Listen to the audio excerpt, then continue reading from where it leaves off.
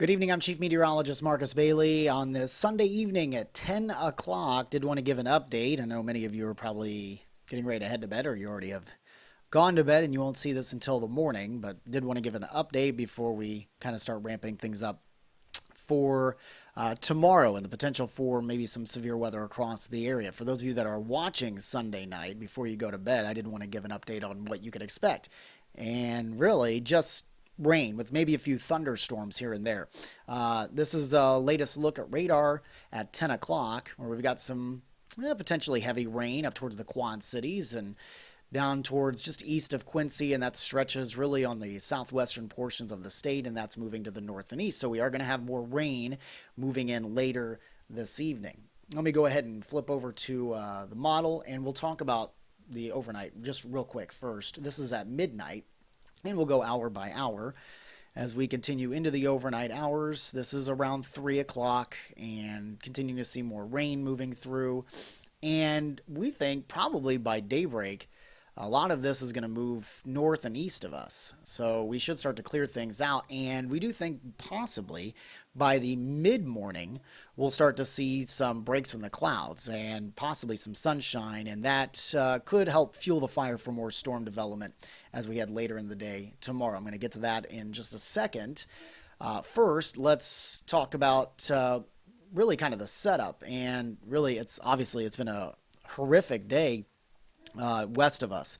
Arkansas and Missouri, Oklahoma, nasty storms, destructive tornadoes, large tornadoes down to our south and west. That complex is going to move to the east, and it's going to be a nasty day for portions of Mississippi, Tennessee, and Alabama tomorrow. But we do have our own threat for severe weather as this low kind of just slowly moves along, very powerful low.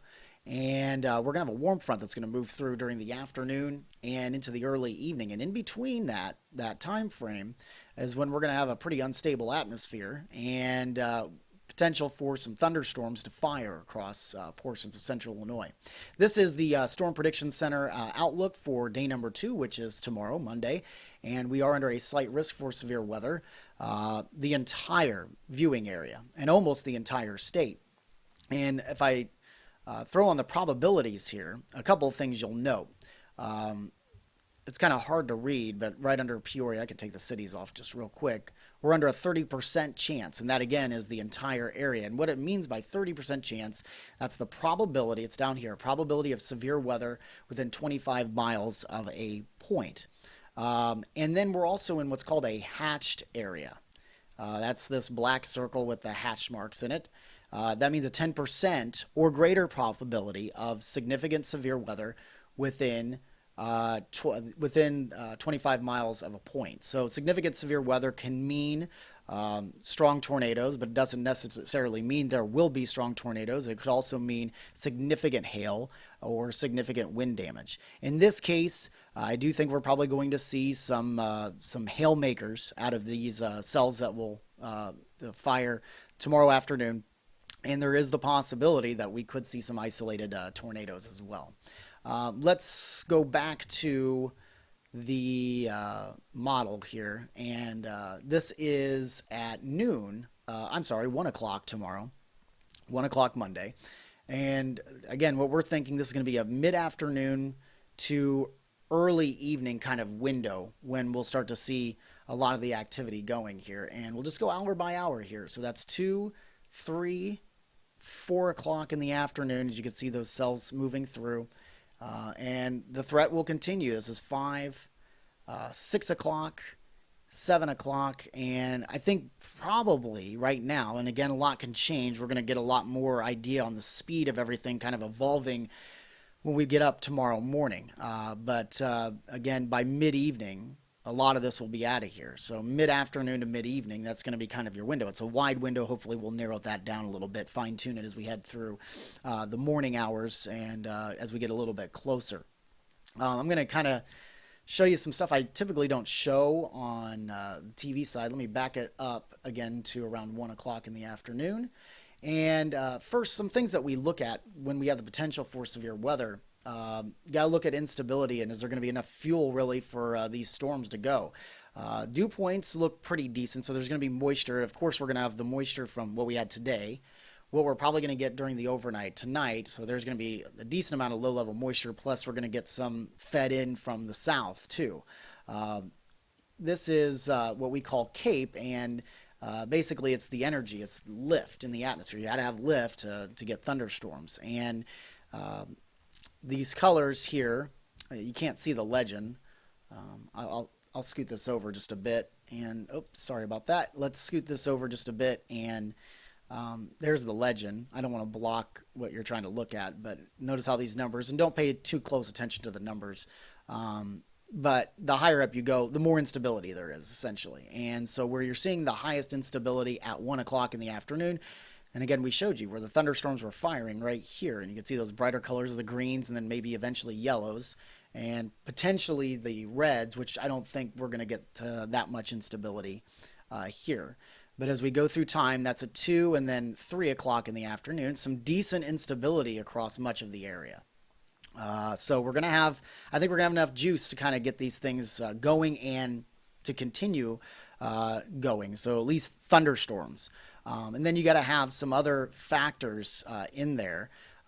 Another of which is some rotation, and you got to have two things. You have to have directional shear and speed shear. And what we mean by that is directional shear is the winds are changing direction the higher up in the atmosphere you go. And what that does is it gets a turning effect to the actual thunderstorm, and it gets it rotating. The other is speed shear, which the winds get higher as you get, or the winds get stronger as you get higher up in the atmosphere. And what that does is that allows the thunderstorm to tilt, because what you have is you have an updraft, the lift, and then you have a downdraft. And if you don't have the directional shear, or the speed shear rather, and you don't have the thunderstorm tilting, then what happens is the updraft and downdraft, they run into each other, and it just chokes the storm out pretty much. I think we're going to have some speed shear. We'll have some directional shear. It's not overly impressive, but there's enough to warrant the possibility of a few tornadoes, and again, the potential for severe weather. Just because you have a rotating cell does not necessarily mean it's going to produce a tornado. But certainly, again, you need that to have severe weather in most cases. So those are kind of the things that we're looking at for the day tomorrow. Again, just kind of a quick recap. We are under that slight risk for severe weather. Again, all of our viewing area, we're mainly looking at the afternoon into the evening. So this will be a late day thing. Morning drive is going to be okay. Lots going to kind of depend on what evolves, what we see in the models overnight, and especially tomorrow morning. We'll be looking if those clouds break following the overnight rain. We'll see where that warm front is when we're working on everything tomorrow morning as well, and how everything's kind of evolving to our west. We'll also be looking at another thing called, and you've probably heard us mention it before, what's called a cap. It's warmer air or more stable air higher up in the atmosphere, and what it does is it acts as a lid, and if it's too strong, it won't allow for thunderstorm development. It'll just keep everything down.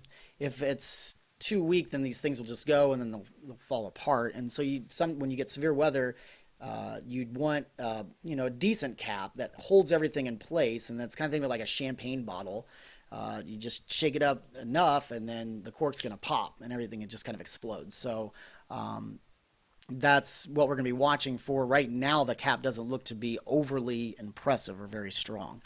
So right now we're saying the main threats are going to be hail, could see some damaging wind gusts, and the possibility of a few tornadoes are going to be in there as well. And again, this is for the entire area. So that's the info that we have now. We're going to fine tune that as we get through the early portions of your Monday, and we'll give you another update then. So make sure you're staying tuned. We'll have updates on the blog. Also, make sure you're following along on social media. I am on Facebook. I am on Twitter. I'm also on Google+. Just search Marcus Bailey, and that'll get you the information you need in a timely fashion. Have a great Sunday evening, and we will talk to you on Monday morning.